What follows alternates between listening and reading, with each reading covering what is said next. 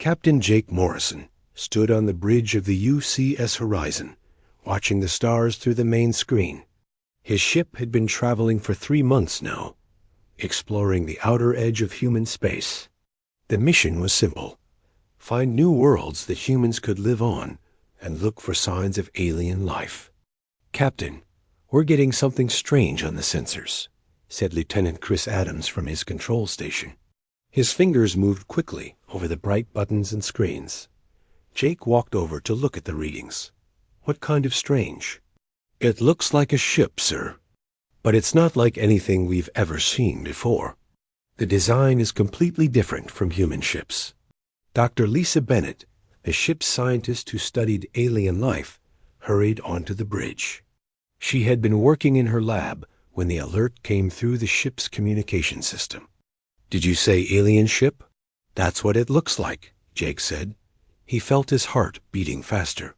Humans had been searching for alien life for hundreds of years, and now they might have found it.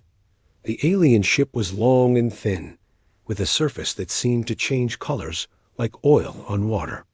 It had no sharp edges like human ships. Instead, everything was smooth and curved. "They're sending us a message," said Peter Walsh, the communications officer. He was a quiet man who could speak many languages. "I'm trying to understand it now." Jake watched the alien ship get closer. It was beautiful in a way that made him feel uncomfortable. Something about it seemed wrong, but he couldn't figure out what. "I've got it, Captain," Peter said. "They're asking if we want to meet." "They?" "Say they represent something called the Galactic Coalition." "Galactic Coalition?" Lisa asked. "That sounds like a group of many different alien species working together." Jake made his decision. "Tell them yes, but keep our weapons ready just in case." The alien ship moved closer, and Jake could see that it was much bigger than the horizon. Small lights moved along its surface in patterns that hurt his eyes to look at directly. "Captain, they're asking permission to send someone over to our ship," Peter said. "One person only," Jake said, "and they have to follow our safety rules." An hour later, Jake stood in the main meeting room with Lisa and Peter. The alien who came aboard was unlike anything they had ever imagined. It looked like a giant insect, but it walked on 2 legs and wore clothes that seemed to be made of metal and light. "I am Ambassador Kethvar of the Vextai people," the alien said. Its voice came from a device around its neck that changed its sounds into English. "I speak for the Galactic Coalition." Jake tried not to stare at the alien's 4 arms and the way its head moved from side to side, like it was always looking for danger. "I'm Captain Jake Morrison. This is Dr. Lisa Bennett and Peter Walsh. We represent humanity." "Humanity," Kethvar repeated. "Yes, we have been watching your species for some time. You have finally reached the stars." "You've been watching us?" Lisa asked. "For how long?" "Several of your years. We watch all new species that develop space travel. It is necessary for the safety of the galaxy."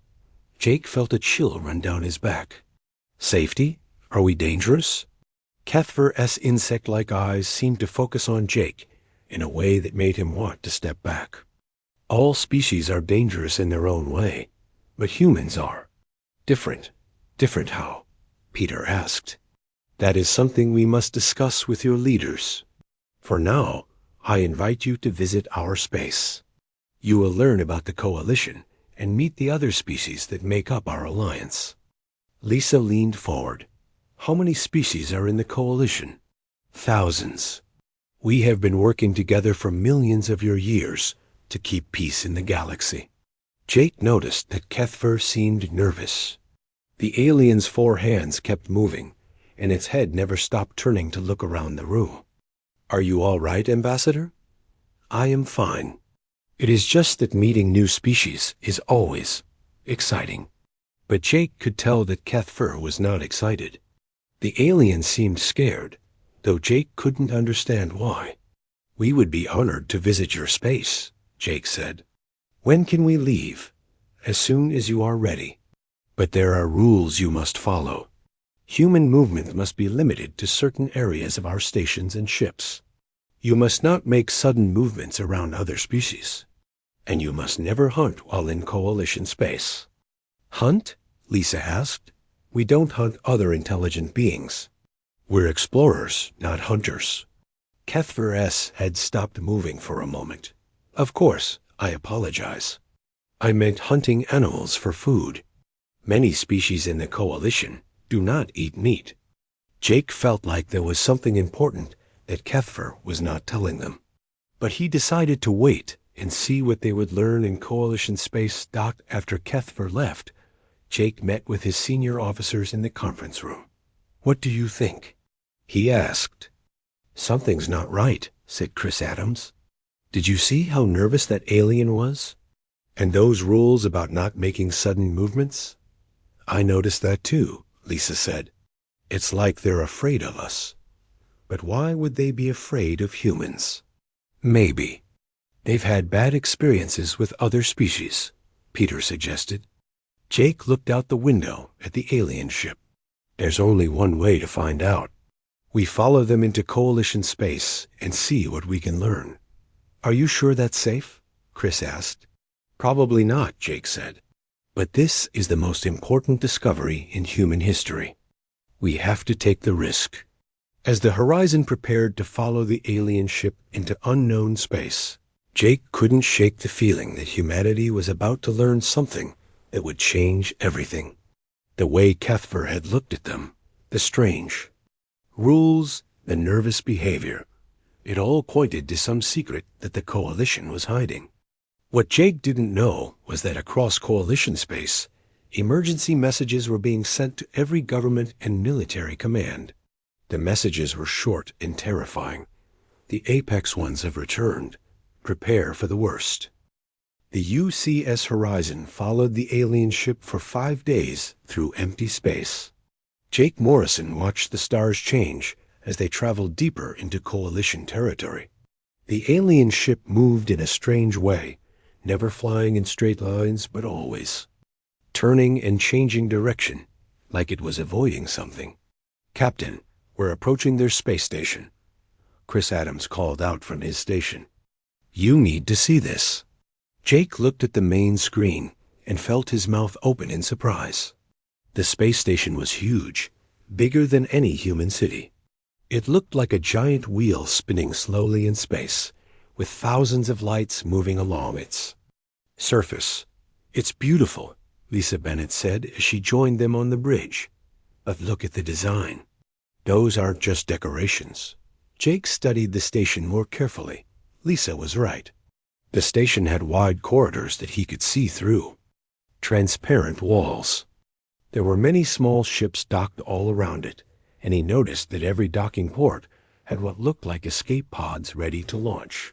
Why would they need so many escape pods? Peter Walsh asked. Maybe they've had problems with attacks. Chris suggested that the Horizon docked at a port near the bottom of the station. Jake could see that the docking area was built for ships much smaller than human vessels. The walls were thick and strong, but they seemed designed to keep something in rather than keep enemies out. Ambassador Kethver met them at the airlock, with several other aliens. Jake recognized one as a Vex-Tai like Kethver, but the others were completely different. One looked like it was made of light, glowing softly and changing shape as it moved. Another looked like a walking tree, with branches for arms and leaves that rustled even though there was no wind. "Welcome to New Geneva Station," Kethver said. "These are my colleagues. This is Lumara of the Luminary people and Tree Singer, Velmuth of the Sylvans." Jake shook hands with each alien, though he noticed that they all seemed uncomfortable when he reached out to them. The light being called Lumara actually stepped back when Jake moved toward her. "Is something wrong?" Jake asked. No, Kethver said quickly. "We are just not used to such direct contact. Most species in the Coalition prefer to keep more distance." Lisa was studying the aliens with her scientist's eye. "Fascinating. Your people have very different ways of sensing the world around you." "Yes." Lumara said in a voice like wind chimes. We Luminari can sense danger from great distances. It helps us avoid trouble. And we Sylvans can root ourselves to the ground when threatened. Tree Singer Velmoth added. We become as strong as mountains. Jake noticed that all the aliens kept looking around the corridor, as if they expected something dangerous to appear. At any moment, the corridor itself was interesting too. It was very wide, much wider than it needed to be for the aliens they had met. Why are your corridors so wide? Chris asked. For easy movement, Kethver said. But Jake could tell the alien was not telling the whole truth. They walked through the station, and Jake saw more strange things. Every few meters, there were small alcoves in the walls where aliens could hide. There were also emergency buttons everywhere, and signs pointing to escape routes. This place is built like a fortress, Lisa whispered to Jake. But not to keep enemies out, Jake whispered back. To keep something in. They entered a large room, filled with displays and information screens. Jake realized it was some kind of museum. The displays showed different alien species, but something was wrong with the pictures. These are all the species that used to live in the galaxy, Kethvar explained. Species that are no longer with us. Jake walked from display to display, studying the images. All the extinct species had something in common. They all had eyes that faced forward, like human eyes. They all had strong bodies built for running and fighting.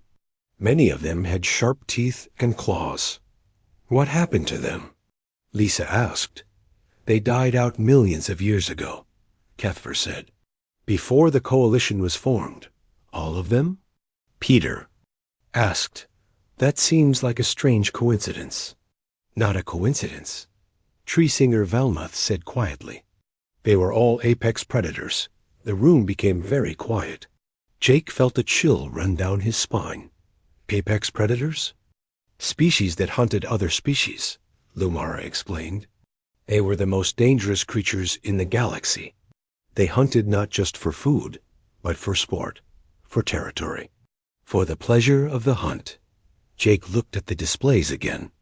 Now he understood why the corridors were so wide, why there were so many escape routes, why the aliens seemed so nervous. The station was built to defend against apex predators. But they're all extinct now, Jake said. Yes, Kethver said. The last apex predator species died out 12 million years ago. That's when the coalition was formed. For the first time in galactic history, prey species could live in peace. Lisa was studying one of the displays very carefully. It showed a creature that looked somewhat like a human, but with longer arms and sharper teeth. This one looks almost like us, the Kethmori, Kethver said. They were the most dangerous of all. They hunted in packs, used tools, and could adapt to any environment. They destroyed entire civilizations before they finally went extinct. Jake felt like pieces of a puzzle were starting to fit together. Is that why you're all so nervous around us? Because we remind you of these apex predators? The aliens looked at each other, and Jake could see fear in their eyes. We are not nervous, Kethver said, but his voice shook. We are just careful. The coalition has learned to be careful around all new species. But Jake knew there was more to it than that. He remembered how the aliens had stepped back when he made sudden movements. He thought about the wide corridors and the escape routes. He realized that the coalition wasn't just being careful. They were terrified. We should continue the tour, Kethver said quickly. There is much more to see.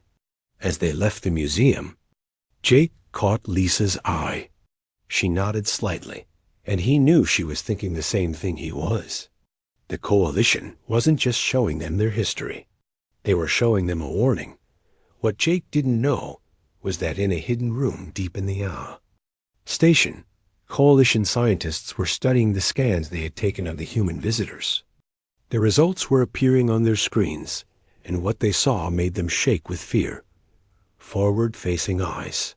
pursuit-adapted bodies, pack coordination abilities, tool use, rapid adaptation skills.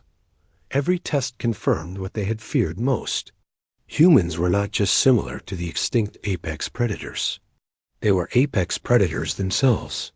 And somehow, impossibly, they had survived and reached the stars.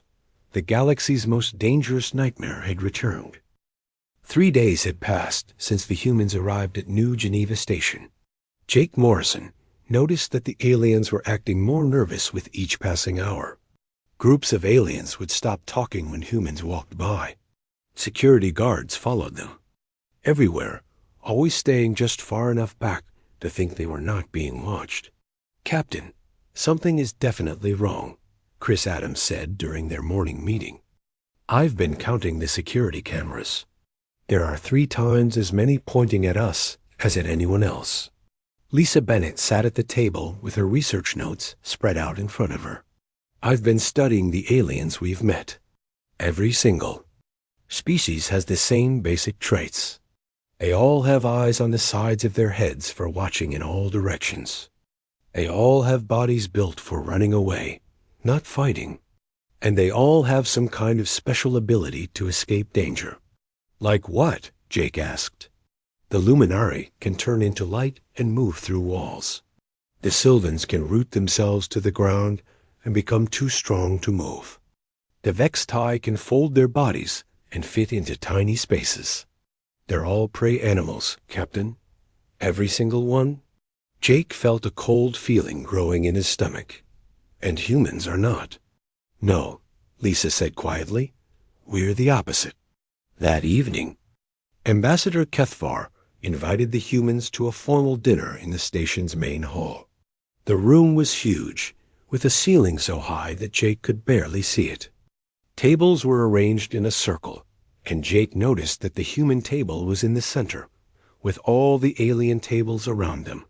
"It's like we're on display," Peter Walsh whispered. "Or surrounded," Chris added. The dinner began with speeches from different coalition leaders. Jake tried to pay attention, but he kept noticing how the aliens were watching him and his crew. Every time he moved his hand to pick up his fork, several aliens would tense up. When Lisa turned her head to look around the room, aliens at nearby tables would lean away from her. Finally, Ambassador Kethvar stood up to speak. "My friends, tonight we welcome our new guests from the human species. They have traveled far to meet us, and we are honored by their presence." The aliens clapped politely, but Jake could hear the nervousness in their voices. "However," Kethvar continued, "we must speak honestly about the history of our galaxy. Our new friends deserve to know the truth about why the coalition exists." The room became completely quiet. Jake felt his heart start beating faster. Millions of years ago, our galaxy was a very different place. It was ruled by species that we called the apex predators. These were beings that hunted other intelligent species, not for food, but for sport, for territory, for the simple pleasure of the hunt. Lisa reached over and grabbed Jake's hand under the table. Her palm was sweating.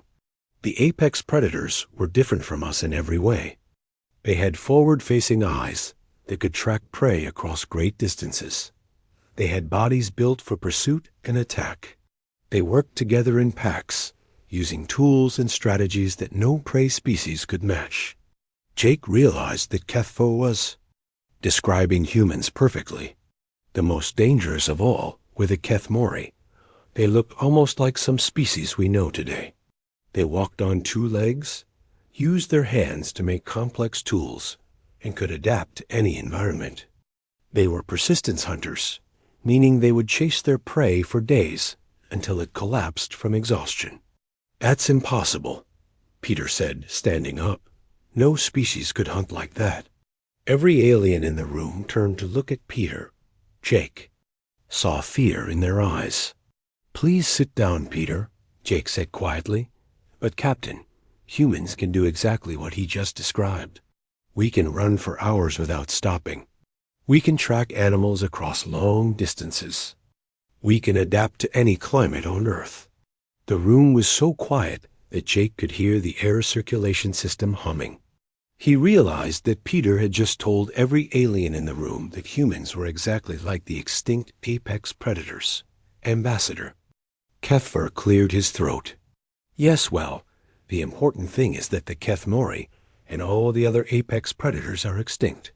They died out 12 million years ago. The coalition was formed to make sure that prey species could live in peace. But what if they're not extinct?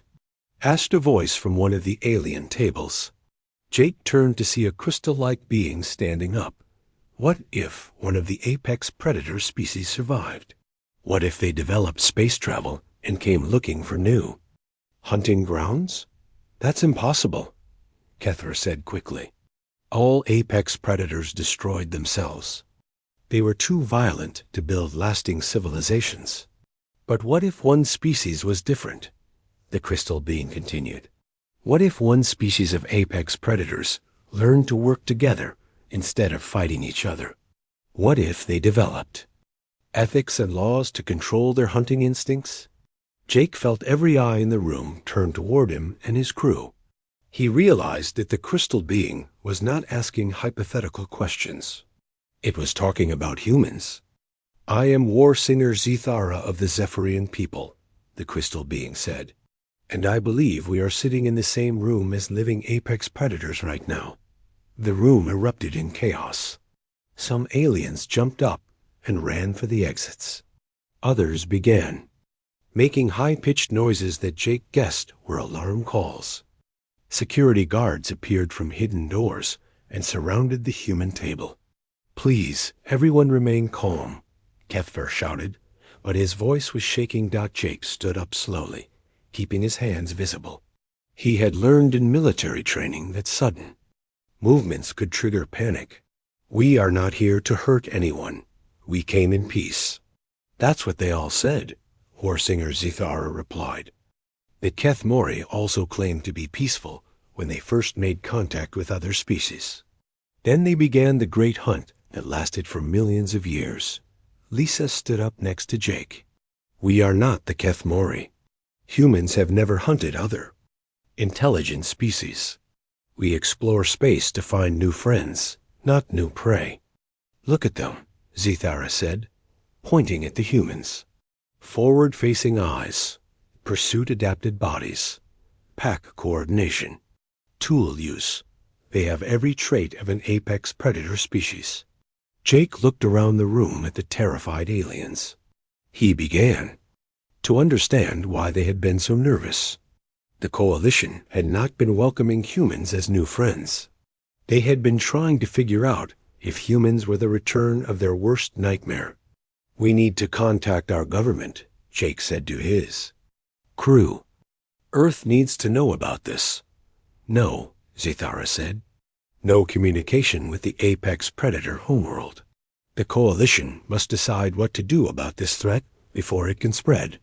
Jake felt a chill run down his spine. The aliens were not just afraid of humans. They were talking about treating humans as enemies. We are not a threat, Jake said firmly. We are explorers and scientists. We want to learn about the galaxy and share our knowledge. That's what all predators say, Zithara replied, until they reveal their true nature. As security guards moved closer to the human table, Jake realized that first contact had just become a crisis.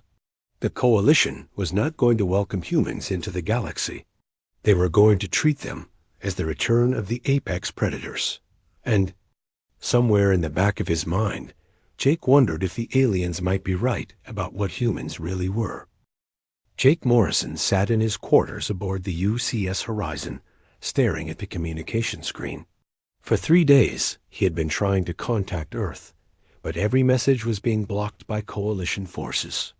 Outside his window, he could see alien warships surrounding the station. Captain, we have a problem, Chris Adams said as he entered the room. Dr. Bennett and her research team didn't return from their scheduled meeting with the coalition scientists. Jake felt his blood turn cold. What do you mean they didn't return? They were supposed to be back 2 hours ago. I've tried contacting them, but their communication devices are not working. Jake stood up and grabbed his jacket. Get Peter and meet me at the airlock. We're going to find them. Sir, the Coalition has ordered us to stay on our ship. They say it's for our own safety. Our safety or theirs? Jake asked. Chris did not answer, but Jake could see the worry in his eyes. The two men made their way through the station's corridors. Jake noticed that there were fewer aliens around than before, and the ones they did see quickly moved away when they saw humans coming. Where were they supposed to meet? Jake asked. Research Lab 7 in the lower section of the station. As they walked deeper into the station, Jake noticed something strange. The corridors were getting narrower, and there were more security cameras. It felt like they were being led into a trap. Captain, look at this, Chris said, pointing to a sign. On the wall. It was written in several alien languages, but one part was in English. It said, Dangerous Species Containment Area. Jake felt his heart start beating faster. They're not just studying Lisa and her team. They're holding them prisoner. They reached Research Lab 7, but the door was locked. Jake could hear voices inside, but they were too quiet to understand. Can you open this door? Jake asked. Chris looked at the lock mechanism. It's not designed for human hands, but I think I can figure it out. While Chris worked on the door, Jake heard footsteps behind them. He turned to see war singer Zithara approaching with a group of Zephyrian guards. You should not be here, Zithara said. This area is restricted. Where are our people? Jake demanded. They are being kept safe while we study them. We need to understand what kind of threat humans represent. They're not threats. They're scientists. All apex predators are threats, Zithara replied, even the ones that claim to be peaceful. Jake heard the lock click open behind him. Got it, Chris whispered. We're taking our people and leaving, Jake said to Zithara. I'm afraid that's not possible. The Coalition has voted. All humans must be contained until we decide what to do about your species. Jake felt something snap inside him. These aliens had taken his people prisoner and were treating humans like dangerous animals. You made a mistake, he said quietly. What? Mistake? You should have asked nicely. Before Zithara could respond, Jake moved. He grabbed the nearest Zephyrian guard and used him as a shield while Chris opened the door. The movement was so fast and smooth that the aliens barely had time to react. Lisa, Jake called into the lab. We're getting out of here. Dr. Bennett and her team came running out of the lab. Jake could see that they were scared but unhurt. They were asking us questions about human hunting behavior, Lisa said as they ran down the corridor. They wanted to know how we track prey and work together in groups. Did you tell them? Jake asked. I tried to explain that we don't hunt other intelligent species, but they wouldn't listen. Behind them, alarm sirens began wailing throughout the station. Jake could hear the sound of many feet running in their direction. This way, Chris said, leading them toward a maintenance tunnel he had noticed earlier. As they ran, Jake realized that his crew was moving like a perfect team. Without any spoken orders, they had formed a protective formation around Dr. Bennett and her scientists. Chris was scouting ahead, Peter was covering their rear, and Jake was coordinating their movements. They were hunting, not for prey, but for a way to safety. And they were doing it with the same instincts that had made humans the top predators on Earth. There's a service airlock ahead, Chris called back. We can use it to get back to our ship. But when they reached the airlock, they found it guarded by more Coalition forces. Jake counted at least 20 aliens, all carrying weapons. Surrender now, and you will not be harmed. One of the guards called out. Jake looked at his team. They were outnumbered 4-1, but he could see something in their eyes that the aliens probably didn't understand. They were not afraid. They were calculating. On my signal, Jake whispered. Chris, take the left. Peter, take the right. I'll go straight up the middle. Captain, are you sure about this? Lisa asked. Trust me, Jake said. We're good at this. Jake gave the signal, and his team moved.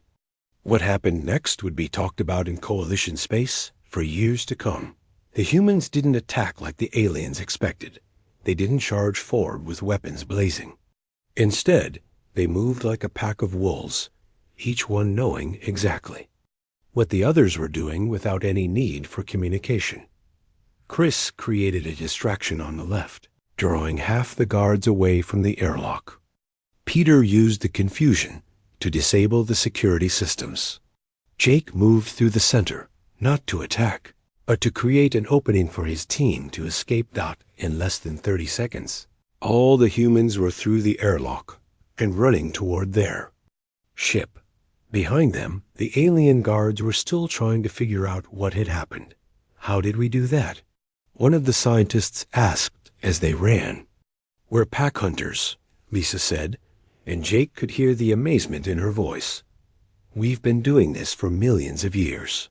We just never realized it. They reached the horizon and quickly prepared for departure. Jake knew that Coalition ships would try to stop them, but the human ship was fast and the aliens were not expecting them to run. Captain, we're getting a message from the Coalition command, Peter said from the communication station. Put it on screen. Ambassador Cuthver appeared on the screen, and Jake could see fear in his insect-like eyes.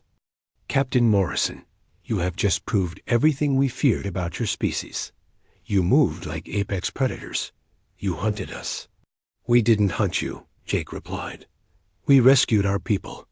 You used pack tactics. You coordinated without speaking.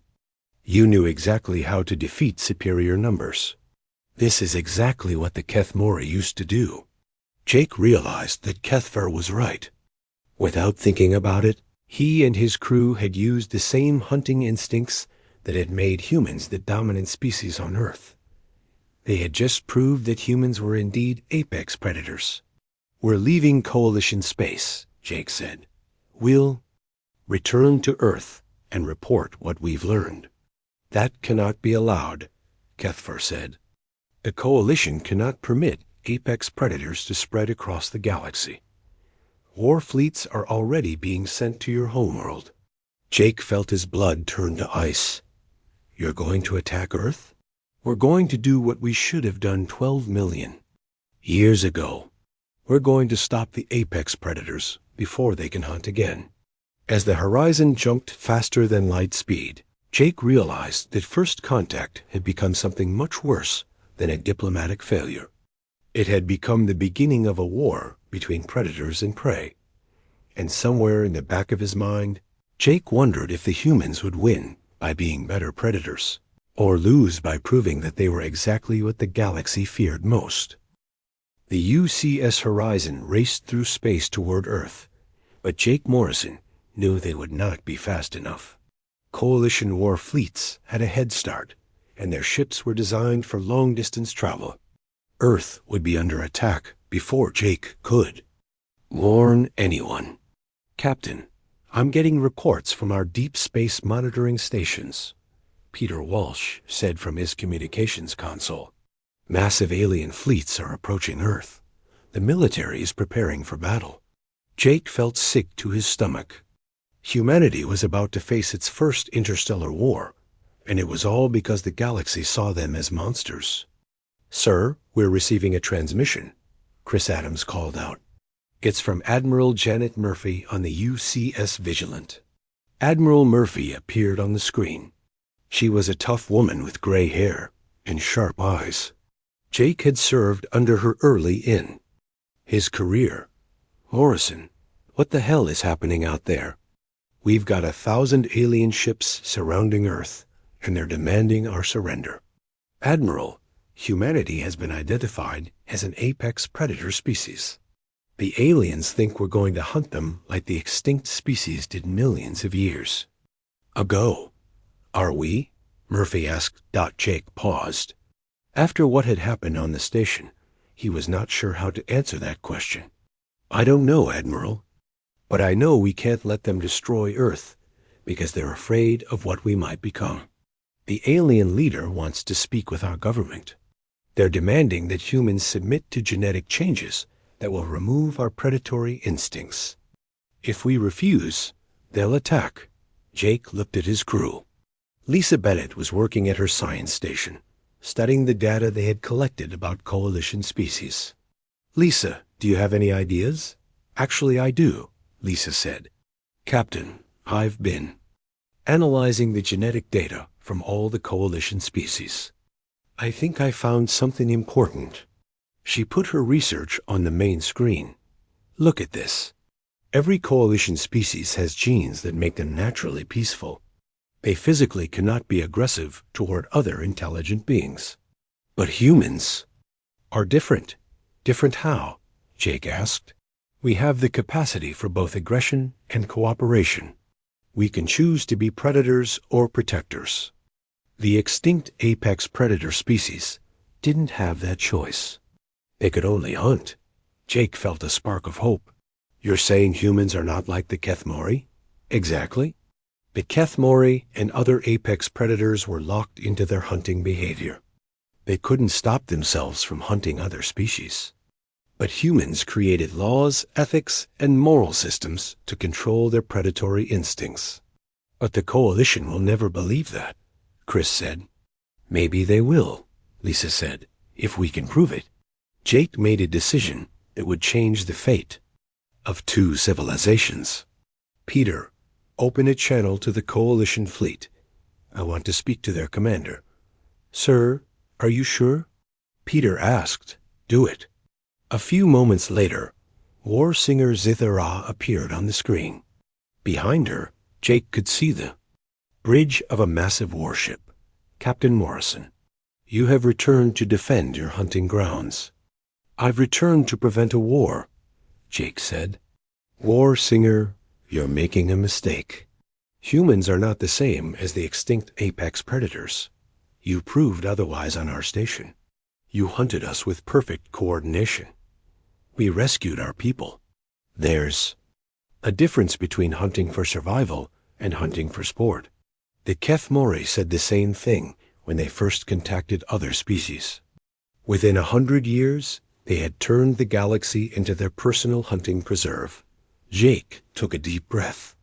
Then let me prove that humans are different. I challenge you to single combat.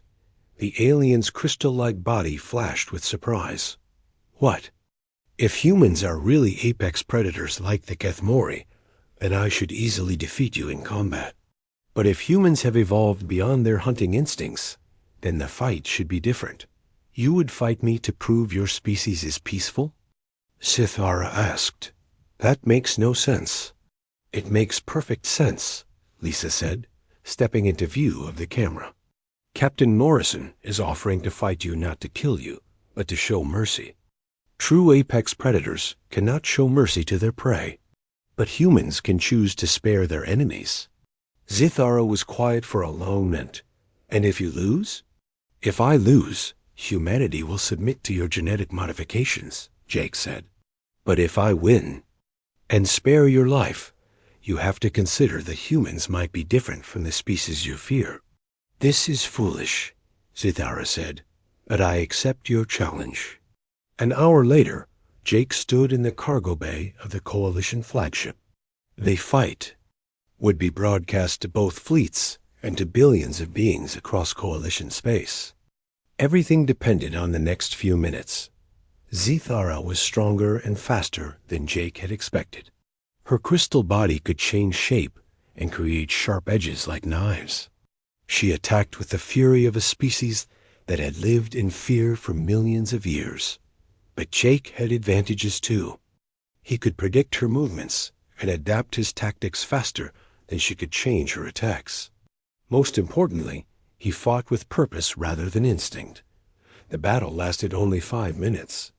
Jake used his human endurance and adaptability to wear down his opponent until she collapsed. Exhausted and defeated, he stood over her, breathing hard, with the entire galaxy watching. This was the moment that would decide the fate of humanity. A true apex predator would kill the defeated enemy. The Keth Mori would have torn Zethera apart and moved on to the next victim. Instead, Jake offered his hand to help her up. "The fight is over," he said. "You fought well." Zethara stared at his hand for a long moment, then slowly reached up to take it. Jake pulled her to her feet. "I don't understand," she said. "You won. You could kill me.